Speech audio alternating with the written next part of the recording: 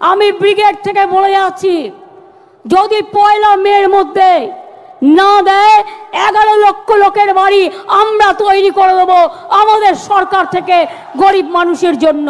হ্যাঁ বন্ধুরা, আপনারা একদম ঠিকই শুনেছেন। এবার আপনিও পেতে পারেন মমতা সরকার তরফ থেকে একটি সরকারি ঘর। হ্যাঁ বন্ধুরা, আমরা কিন্তু যেরকমটা জানি যে সামনের লোকসভা ভোট, আর এই ভোটকে কেন্দ্র করে কিন্তু এবার আমাদের মমতা সরকার আর মোদী সরকার উঠে পড়ে লেগেছেন আবারও তারা প্রধানমন্ত্রী পদে বসার জন্য। হ্যাঁ বন্ধুরা, আর সেরকমটা ভাবেই কিন্তু মোদী সরকার আর মমতা সরকার নতুন নতুন প্রকল্প নিয়ে আসছে সাধারণ মানুষদের মঞ্জা করার জন্য। তার কারণ বন্ধুরা, সাধারণ মানুষদের যদি একবার তারা মঞ্জা করতে পারে তাহলেই কিন্তু তারা প্রধানমন্ত্রীর পদে কিন্তু তারা আবার বসতে পারে। আর সেরকমটা ভাবেই কিন্তু এবার মোদী সরকার একটি নতুন প্রকল্প চালু করলেন, যেই প্রকল্পে আপনারা আবেদন করলেই কিন্তু পেয়ে যাবেন একটা সরকারি ঘর। এবার বন্ধুরা, মমতা সরকার যখন দেখলো যে মোদী সরকার এই প্রকল্পটি নিয়ে এসেছেন, এবার তার দেখা দেখি তিনিও আর পিছিয়ে নেই। তিনি এবার আমাদের রাজ্যের সাধারণ মানুষদের জন্য একটি নতুন প্রকল্প চালু করলেন, যেই প্রকল্পে আপনারা আবেদন করলে কিন্তু আপনারা পেয়ে যাবেন 1,49,000 টাকা। হ্যাঁ বন্ধুরা, 1,49,000 টাকা আপনারা পেয়ে যাবেন শুধুমাত্র ঘর বানানোর জন্য। তো আসলে বন্ধুরা, দেরি করবো না, শুরুতে জেনে নিচ্ছি যে আপনারা কিভাবে এই প্রকল্পে আবেদন করতে পারবেন এবং আবেদন করতে আপনাদের কি কি ডকুমেন্ট লাগবে। তো চলুন দেরি না করে শুরু করছি আজকে ভিডিওটি। তো বন্ধুরা দেখুন, এখানে বড় বড় করে লিখে দেওয়া রয়েছে সারা রাজ্য জুড়ে চালু হলো আবাস প্লাস যোজনা। আবেদন করলেই ঘর বানানোর জন্য পেয়ে যাবেন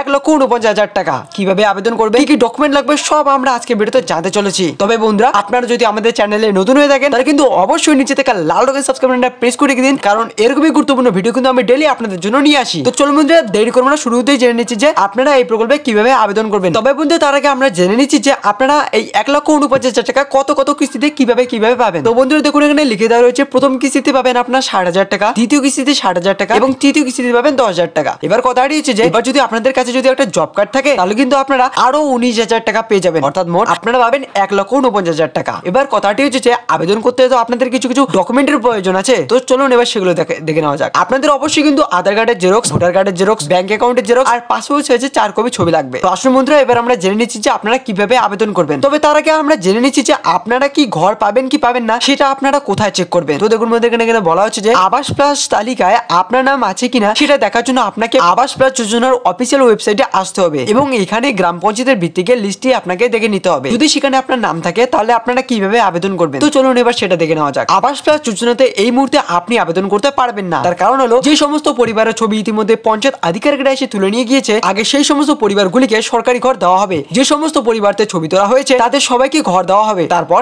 আবার নতুন করে পরবর্তী সময়ে আবেদন প্রক্রিয়া চালু করা হবে। তবে বন্ধুরা, আপনাদের খুশি খবর অনুযায়ী বলে দিচ্ছি যে গতবার যে সমস্ত ফটোগুলো তুলে নিয়ে গিয়েছিল আধিকারিকরা, সেগুলোর মধ্যে কিন্তু সবাই কিন্তু ঘর ইতিমধ্যে পেয়ে গিয়েছে। এবার এই ভোটের আগে কিন্তু আবার এই আধিকারিকরা আসবে ফটো তোলার জন্য। তো বন্ধুরা, আপনারা অবশ্যই আমাদের সঙ্গে যুক্ত থাকবেন। যখন এই প্রকল্পটি চালু হবে তখন কিন্তু আমি আপনাদের জানিয়ে দেবো।